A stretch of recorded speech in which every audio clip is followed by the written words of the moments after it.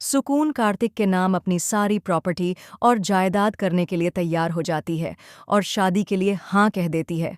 Serial Dilwali दूल्हा ले जाएगी के आने वाले एपिसोड में आप देखेंगे कि सुकून कहती है, अगर मुझे अपनी सारी प्रॉपर्टी कार्तिक जी के नाम करनी पड़े तो भी कोई बात नहीं, वे मेरे पति हैं, मैं सब कुछ उनके नाम कर दूंगी। लेकिन सुकून को यह नहीं पता कि कार्तिक कितना बड़ा चालबाज इंसान है।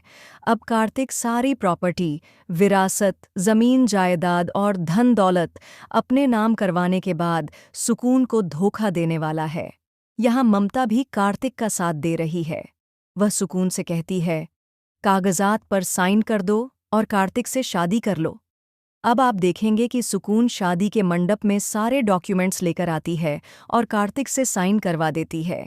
फिर कहती है, अब मैं तुम्हारी दुल्हन बनने के लिए तैयार हूँ, ये सारी प्रॉपर्टी अब तुम्हारी है कार्तिक जी।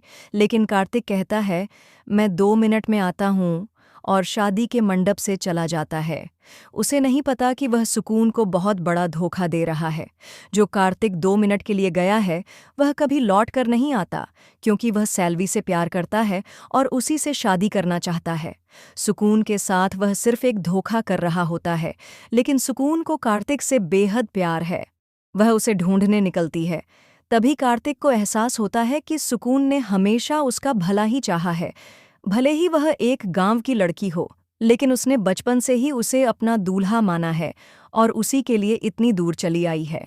कार्तिक सोचता है, अगर मुझे धोखा देना था तो पहले ही देता, फिर शादी के मंडप में जाकर ऐसा क्यों किया। फिर वह सैल्वी को छोड़कर सच में सुकून से शादी करने लौट आता है। वह कहता है, मैं आ गया।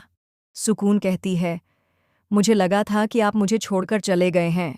उसे नहीं पता था कि कार्तिक सच में उसे छोड़कर जाने की प्लानिंग कर चुका था, लेकिन सुकून की मासूमियत और सच्चे प्यार को देखकर वह शादी के लिए राजी हो जाता है।